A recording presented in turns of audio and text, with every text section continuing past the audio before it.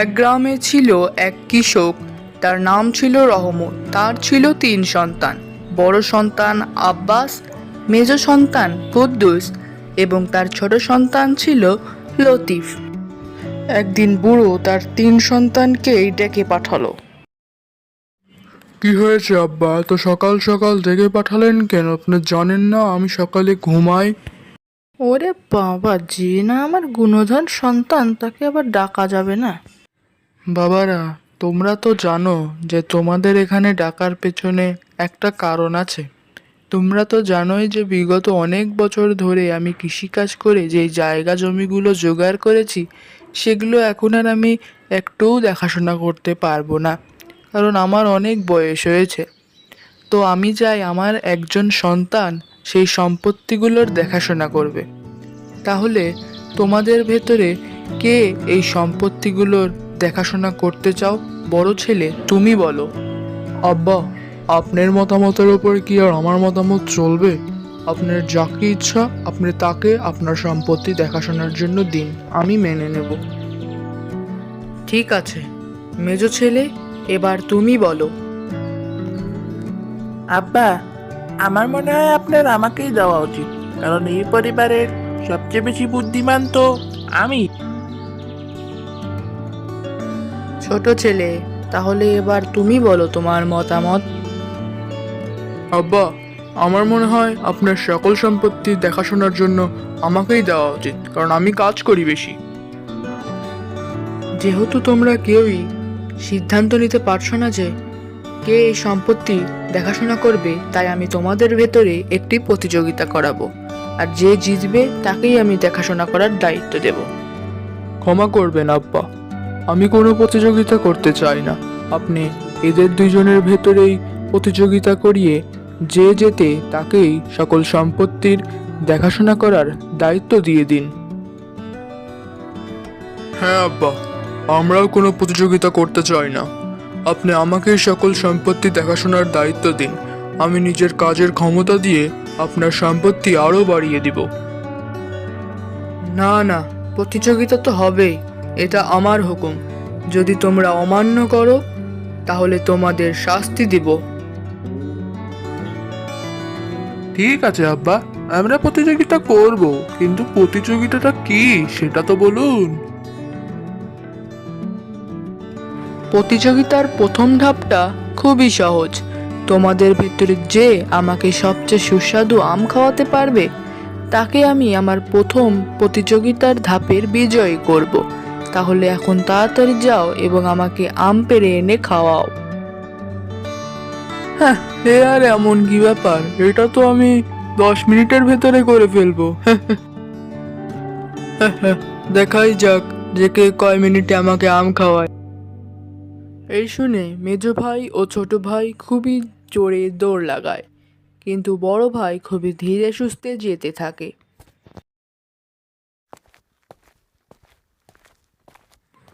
আব্বার কথা মতো তো অংশগ্রহণ তো করে নিলাম প্রতিযোগিতায়, কিন্তু কি করব সেটাই তো বুঝতে পারছি না।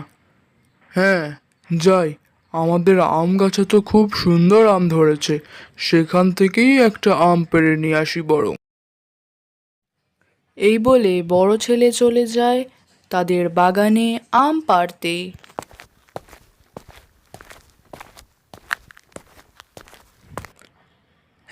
আব্বা কি দেখতে আসছে নাকি আমি কি করছি?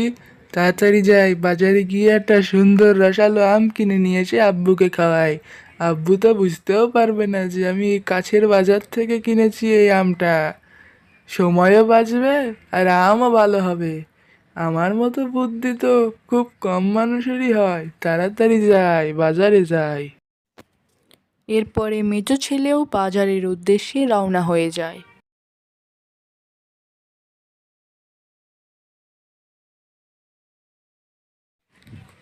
ধ্যাৎ, অত দূরে কেউ যায় নাকি আম পাড়তে? চুপচাপ এই পাশের বাগান থেকে এক দুটা আম চুরি করে নিয়ে আসি, কেউ দেখতেও পাবে না। আব্বা তো বলেছিল আম খাওয়াতে, বলেছে নাকি যে তার বাগানের সুস্বাদু আম খাওয়াতে হবে? আম ভালো হলেই হলো।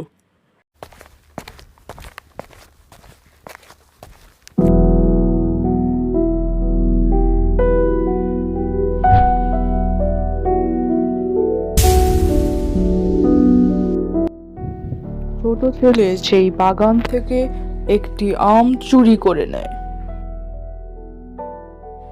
মেজ ছেলেও বাজার থেকে একটি আম কিনে নেয়।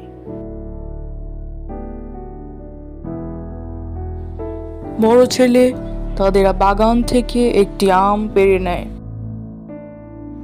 তারা তিন ভাই বাসায় ফিরে এসে তাদের আব্বাকে তাদের আনা আমগুলো খেতে দেয়। রহমত তাদের আনা আমগুলো চেখে দেখে।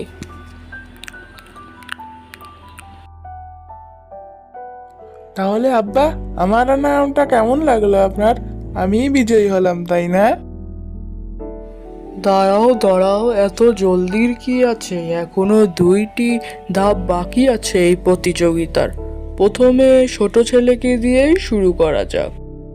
জি আব্বা, বলুন, আমি শুনছি। আমি বুঝতে পেরেছি যে আপনি আমার আমটাই পছন্দ করেছেন আর আমাকেই বিজয়ী করতে চান। সর্বপ্রথম ছোট ছেলে আমাদের বাসার পাশের আম বাগান থেকে একটি আম চুরি করে এনেছে। আমি জানি না সে এটি কেন করলো, কিন্তু এটি তার খুবই বড় একটি ভুল ছিল। তাই প্রথম প্রতিযোগিতার ধাপের বিজয়ী আমি তাকে কখনোই করব না। আর যদি প্রশ্ন ওঠে মেজ ছেলের, তাহলে মেজ ছেলে পাশের বাজার থেকে একটি আম নিয়ে এসেছে। আমি ভালো আম নিয়ে আসতে বলেছি দেখে ফরমালিন দেওয়া আম নিয়ে আসতে হবে, এর কোনো অর্থ হয় না। তাই মেজ ছেলেকেও আমি আমার প্রতিযোগিতার বিজয়ী করতে চাই না। অন্যদিকে বড় ছেলে খুবই সরল সহজ ভালো মানুষ। সে আমাকে খুবই সুস্বাদু একটি আম খাইয়েছে আমাদের বাগানের, তাই আমি তাকে প্রথম ধাপের বিজয়ী করলাম। এই রে, এ তো খুব বড় সমস্যা হয়ে গেল। বড় ছেলে বিজয়ী হয়ে গেল, তাহলে দ্বিতীয় এবং তৃতীয় পর্বে আমাকে জিততেই হবে। আর আমি এদের দ্বিতীয় তৃতীয় পর্বে মজা দেখিয়েই ছাড়বো। আপনাকে অনেক ধন্যবাদ আব্বা আমাকে বিজয়ী করার জন্য।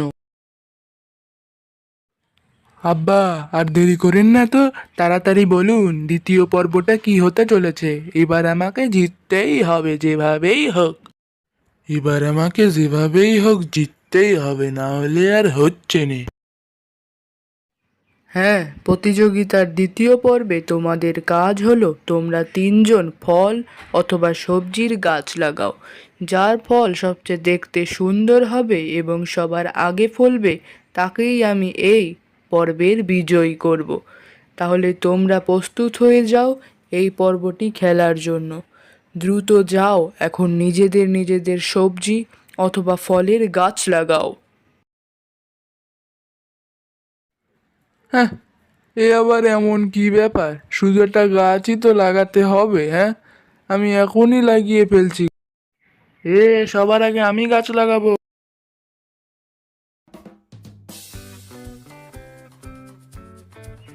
এরপরে বড় ছেলে লাগায় মটরশুঁটি গাছ, মেজ ছেলে লাগায় আম গাছ এবং ছোট ছেলে লাগায় বেগুন গাছ। বড় ছেলে প্রতিদিন গাছে পানি দিত এবং গাছের অনেক পরিচর্যা করত। মেজ ছেলে প্রতিদিন তার গাছে পানি দিত, কিন্তু তার গাছ বড় হচ্ছিল না। আরে, কেন যে এই গাছটা কিনতে গেলাম ওই দোকানদারের কথা শুনে। দোকানদার বলল যে 2 মাসেই গাছে ফল আসবে। হ্যাঁ, এ তো দেখে মনে হচ্ছে আমি বুড়ো হওয়ার পরে মুকুলই আসবে না নে। তো ফল তো দূরেই থাক, দেখা যাক। হাইব্রিড গাছ, যদি ফল হয় তাহলে তো ভালোই হবে। আশা করা যায় ভালোই হবে। ছোট ছেলে সারাদিন পড়ে পড়ে ঘুমাতো, কিন্তু একটুও গাছে পানি দিত না। তাই ধীরে ধীরে তার গাছটি মারা যেতে থাকে।